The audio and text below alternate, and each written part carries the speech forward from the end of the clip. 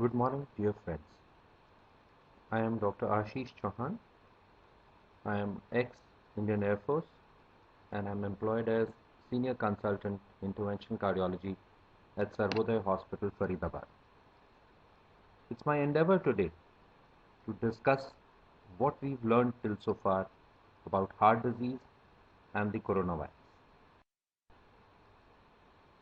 Coronavirus is not new to us. It's been there with us for centuries. There has been the alpha, gamma, delta, beta, various coronaviruses which have been there over the centuries.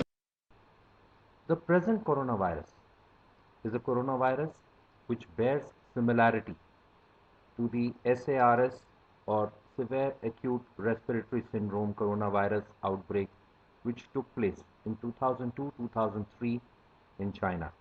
That virus had also originated from bats, and this virus bears an almost 86% homology to the same virus. This virus was originated in Wuhan, China in November 19. So what is coronavirus? Coronavirus is a virus which affects respiratory tract. Almost 25% of common colds are caused by this virus. So this virus can cause common diseases from common cold to pneumonia on the other spectrum.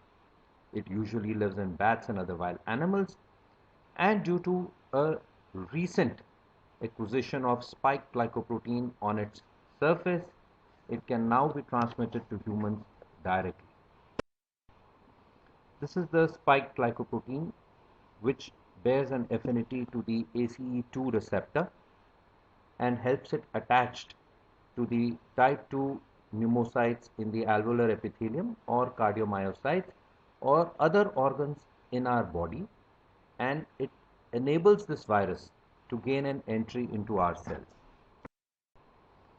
So this virus outbreak was notified by China to WHO in end of last year, and since then it has moved across Europe and Arab nations to America and to us. As I mentioned earlier, it is commonly seen in animals, ducks, the camels which cause the MERS cough outbreak in the Arab nations, bats, cats, and now it's infecting us because of the spike glycoprotein which bears an affinity to the ACE2 receptor on our cells. Patients commonly present to us with shortness of breath, high fever, and cough. 80% of these patients would have these symptoms. It would be associated with fatigue, breathlessness, GI symptoms would be there in about 10% of patients. So why are we worried? We are worried because this virus has a very high attack rate.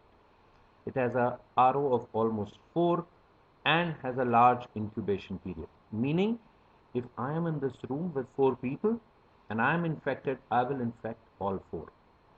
And during my incubation period of 14 days, this chain can mean that I would result in infecting almost 10,000 people.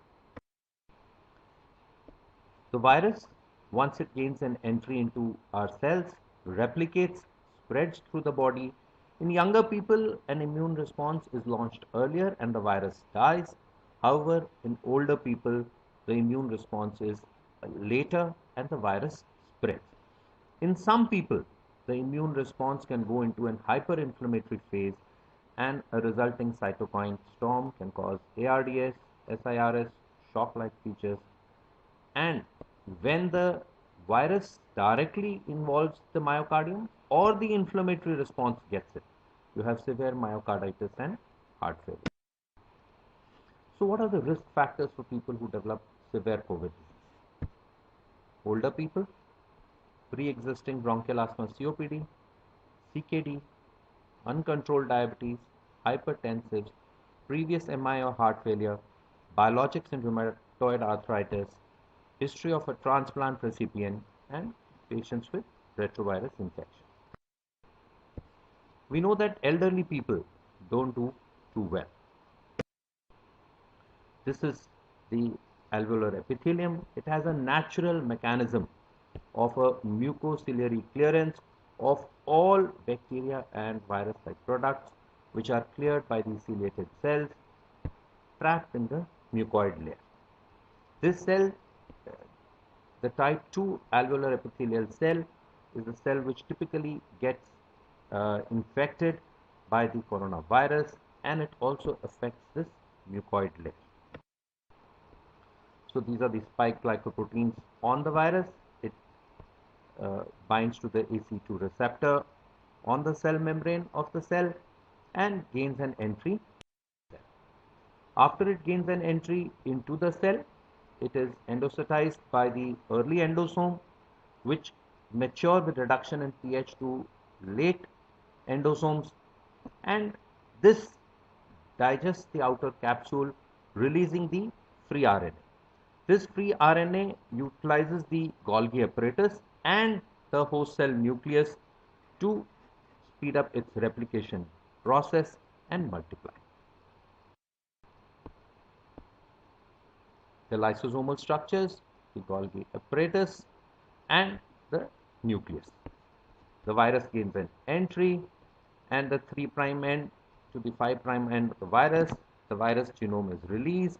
It uses the Golgi apparatus to regenerate a part of itself, uses some components from the nucleus, forms a new virus.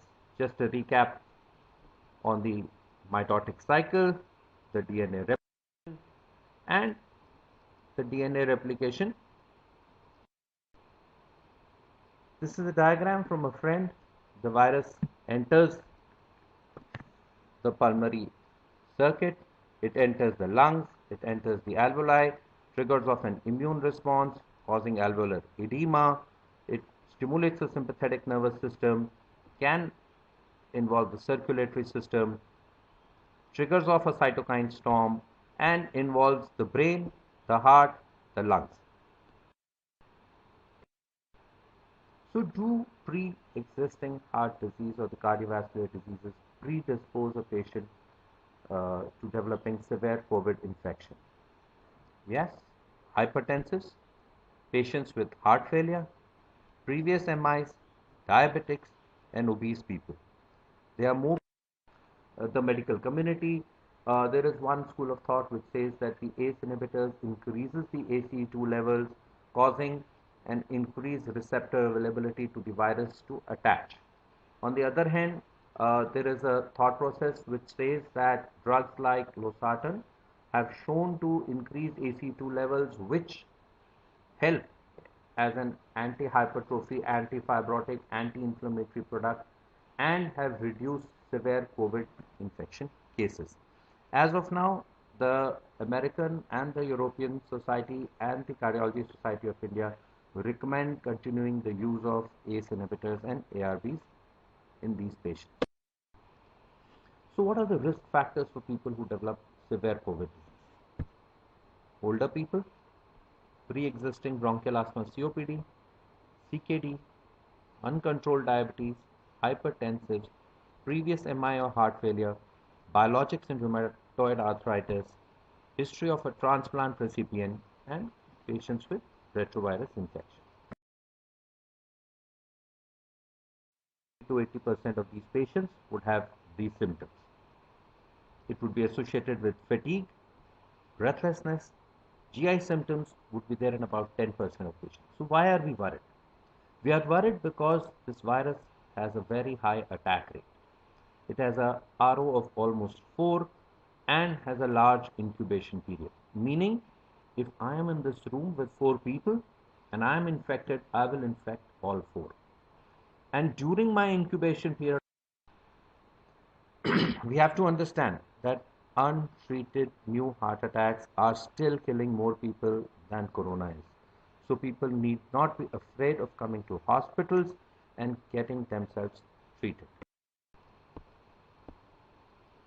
The lysosomal structures, the Golgi apparatus, and the nucleus. The virus gains an entry and the 3' end to the 5' end of the virus genome is released. It uses the Golgi apparatus to regenerate a part of itself, uses some components from the nucleus,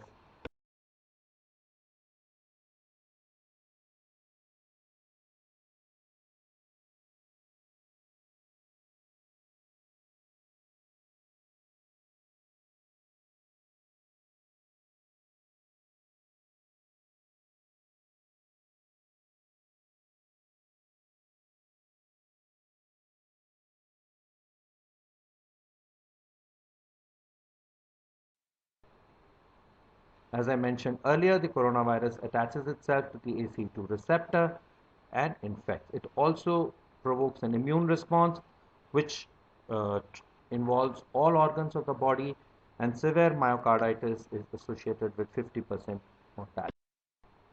These are the heart cells. This is the receptor on the cardiomyocyte. Now, the ACE2 receptor is not the commonest in heart or lung, but lung manifests it most obviously. It also infects the small intestine, testis, and the kidney, and therefore its excretion in the stool and urine.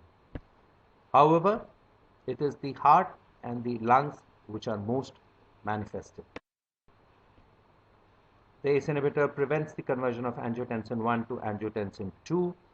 This angiotensin 2 normally would act on the angiotensin 1 receptors, and since there is accumulation of the angiotensin 1, it increases the ACE2 levels, which converts it into angiotensin numerical 1 to 9. This angiotensin numerical 1 to 9 has an anti-hypertrophy, anti-fibrotic vasodilatory mechanism.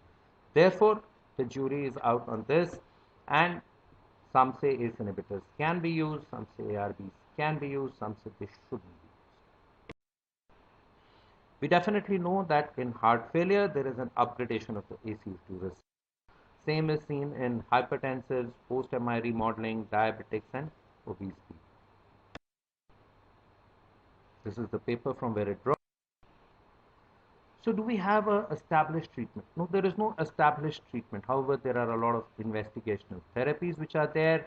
There is the hydroxychloroquine or the chloroquine, the remdesivir, lopinavir and ritonavir has not shown to be of any use.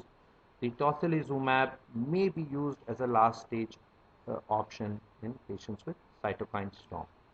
So as of now, we are going with hydroxychloroquine, and as I mentioned earlier, the coronavirus attaches itself to the ACE2 receptor and infects. It also provokes an immune response which involves all organs of the body, and severe myocarditis is associated with 50% mortality.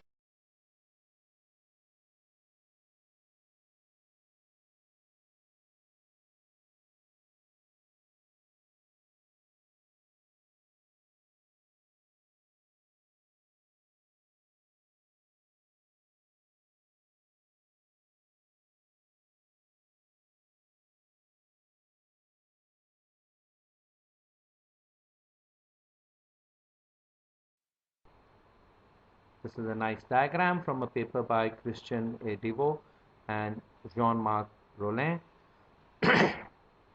which shows extensive action of chloroquine throughout the cell. Azithromycin, which is found used when used along with hydroxychloroquine, is a microlide antibiotic which is an inhibitor of protein synthesis. It blocks cytokine production and reduces inflammation. It also prevents viral replication through its protein synthesis inhibition. So for mild to moderate COVID infection, use paracetamol, Montelukast levocetrizine, Butricot levosalbutamol nebulizations. For relief of bronchospasm, hydroxychloroquine 400 mg daily, day 1, 400 mg daily for 5 days, azithromycin 250 mg daily for 6 days, along with vitamin C and zinc. Please watch the QT interval. Every 80% of these patients helps the norepinephrine, epinephrine, vasopressin, phenylephrine, which will get us vasoconstriction and push up the blood pressure in the septic shock-like situation. The virus, once it gains an entry into our cells, replicates, spreads through the body. In younger people, an immune response is launched earlier and the virus dies. However, in older people, the immune response is later and the virus spreads. In some people, the immune response can go into an hyperinflammatory phase and a resulting cytokine storm. These are the heart cells. This is the receptor on the cardiomyocyte.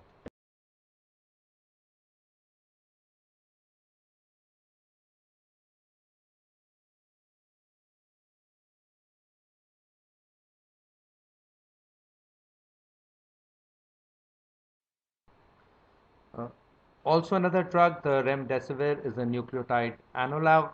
It inhibits viral replication. Studies are on this product are on. Cytosorb is a device which is to be used on a dialysis machine, basically to filter out excessive cytokines in a cytokine storm-like situation. So, do pre-existing heart disease or the cardiovascular diseases predispose a patient to developing severe COVID infection? Yes. Hypertensives, patients with heart failure, previous MIs, diabetics, and obese people. They are more